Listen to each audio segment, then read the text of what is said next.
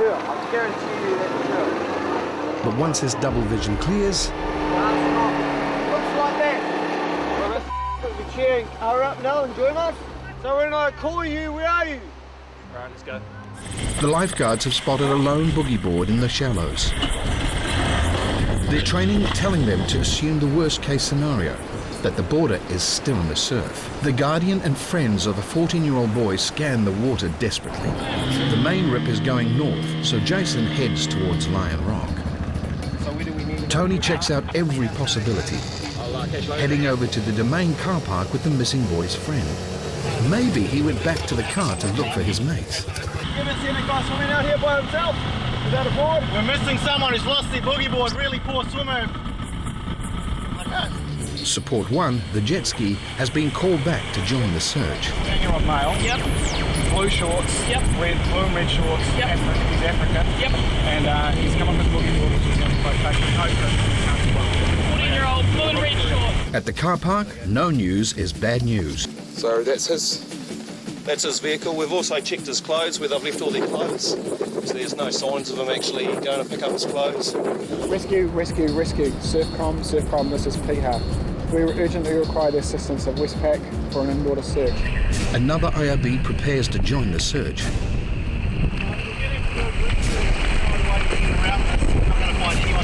What was the story with Westpac?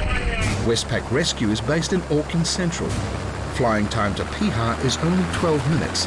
They respond immediately. Okay, so if you guys want to head out, these guys are going through the south a little bit. You go out in the middle and we'll head out along the line of the flag. Okay. And then we'll rendezvous out the back.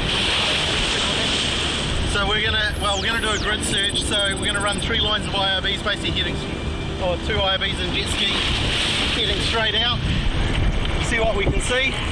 Troyden and Roger take IRB 2, with Jason and Eric in IRB 1, joining forces in a methodical search.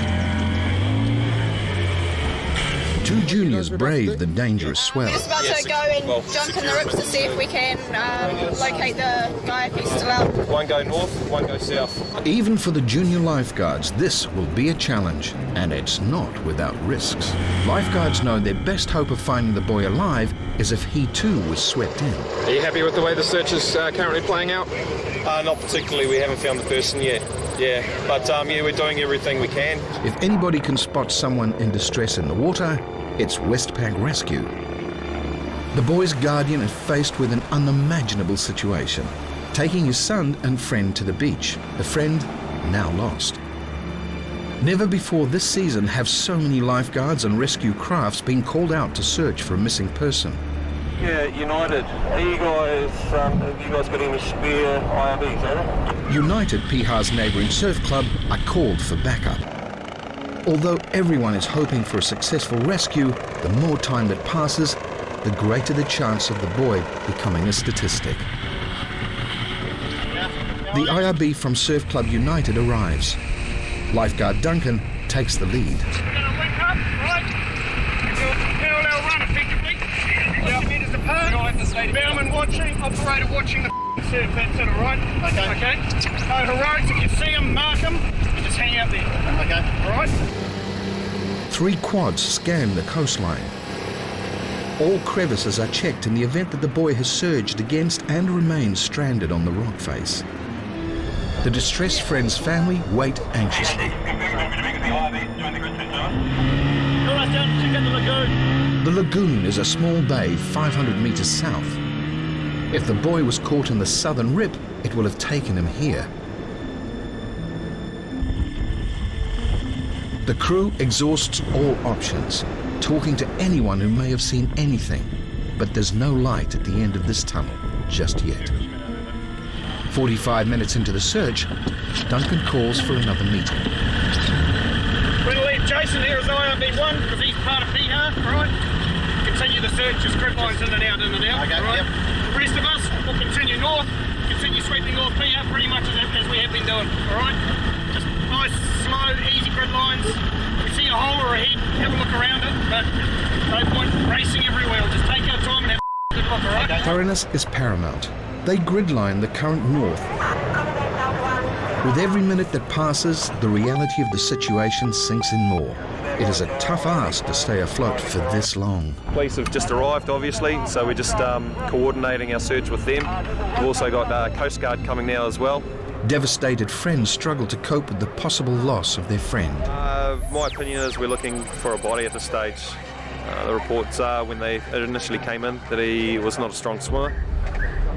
So yeah, we've now been searching for well over an hour, and a good swimmer in these conditions, yeah, staying afloat for an hour would be a big ask. So yeah, we're, my opinion is, yeah, definitely looking for a body at this stage. Coast Guard has no news to help the cause either. Piha Rescue. This is Auckland Coast Guard Air Patrol. Coast Guard, this is Piha. Go ahead, over. We've not located anything out of the ordinary. We've come across a few logs and the bits at the bottom in the various caves and crevices. At this point, nothing to report of it. Copy that, Coast Guard. The search is now over 1 hour and 30 minutes. So as our resources are finishing, we are returning them to shore, over. Disillusioned lifeguards return to base. Copy that, United. See you shortly, over. There is nothing further that can be done other than to inform the boy's family. So we're going to have to now brief the family that the search is winding down, because even if he was found during this time, there's virtually no chance that you'd be able to successfully revive him. The current will determine where he will be found. It's a shocker, mate. It's always a shocker when a young guy goes missing out here, but I mean, you hope for the best, but you know, in our hearts we know there isn't much of a hope. But yeah, not good. It's always very discouraging when you're here to save people, and when something goes wrong, and you put in every effort you can think of putting in to actually try and find the person. In this case, we've had 5 boats, a jet ski, a helicopter, an aeroplane out there, all trying to find this person, and you don't. It's demoralising, to say the least. It's sort of, what could we have done different? If we'd only done this or only done that, you sort of start second guessing yourself, but it's not healthy to do that either. A mother and child set adrift out north. Lifeguard Bill and Aubrey sprint to their aid. And there's another child in imminent danger well outside the flags south. But there are no lifeguards available, and the frantic wave goes unnoticed. Aubrey has reached the mother-child duo with Bill approaching. But unknowingly, this child is barely afloat, and the member of public does not yet have him in her reach. 100 meters north, the pair is safely escorted out of the water.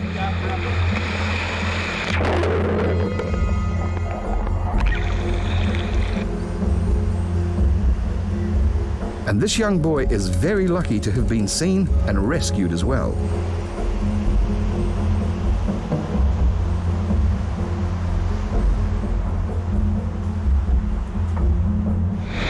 That's it. You're welcome. You saw her, and you went to her. Yeah. The ocean's working full-time against swimmers today.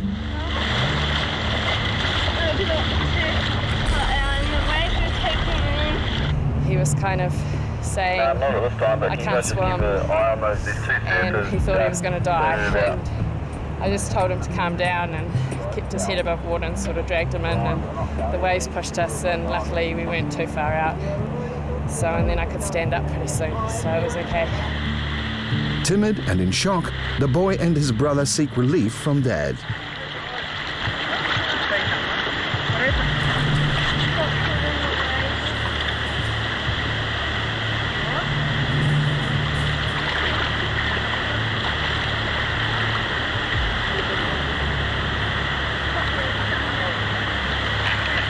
Started off between the flags, and he just didn't realise how far he was sucked along the beach. He was with his brother was surfing, and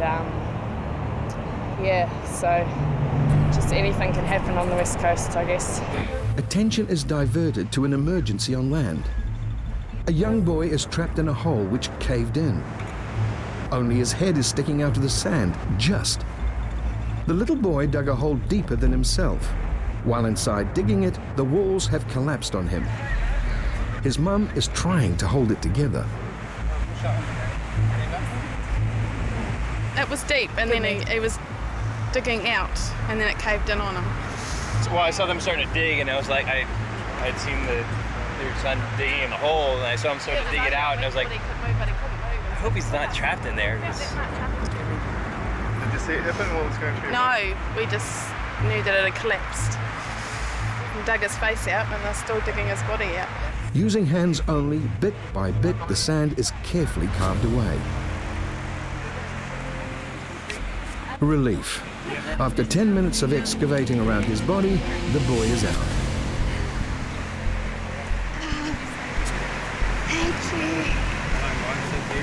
Counting his lucky stars, he immediately grabs the spade to fill the hole which threatened to suffocate him only minutes ago. So luckily, he hadn't gone in head first.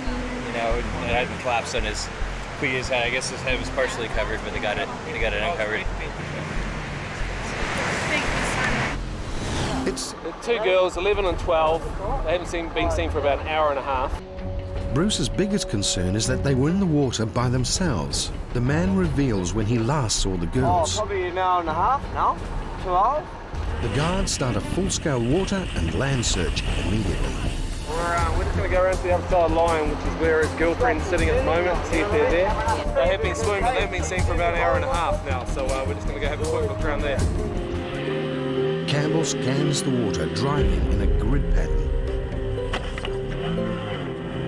Bruce performs a land search north of Lion Rock. Suddenly, Uncle thinks he's found them. Look at it. That's her. I guarantee you that's her. But once his double vision clears... No, it's not. Looks like that. Whereabouts is your girlfriend sitting? Well, sitting here. Finally, a scrap of success. His girlfriend is still here.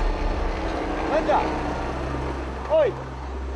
Yeah, seen Kelly or Nicola? Nah.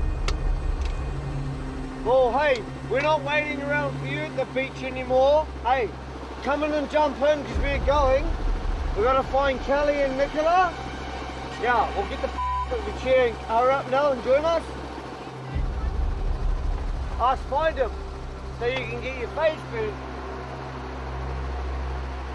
How mongrel is that? Linda, hurry up, it's not funny anymore. Pardon? Yeah, have we got any other details about these girls other than the girls and their young like that? The people are intoxicated that we're dealing with at the moment, so it's quite difficult to sort of get a very good understanding of exactly what we're looking for. Uncle is very annoyed because his girlfriend won't join him. Bruce gets annoyed because he is wasting precious search time. Right, we're going to head back, have a look. We're going to go back. All right, we're going to go try to find them. So. Hey, Linda, grab your and hurry up. She can walk back. Why ain't she walk back? Although he had a few drinks too many, Uncle knows his responsibilities. Don't give a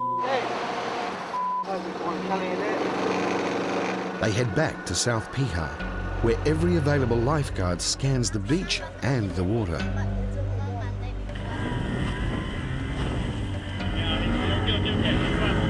The girls haven't been seen for almost 2 hours.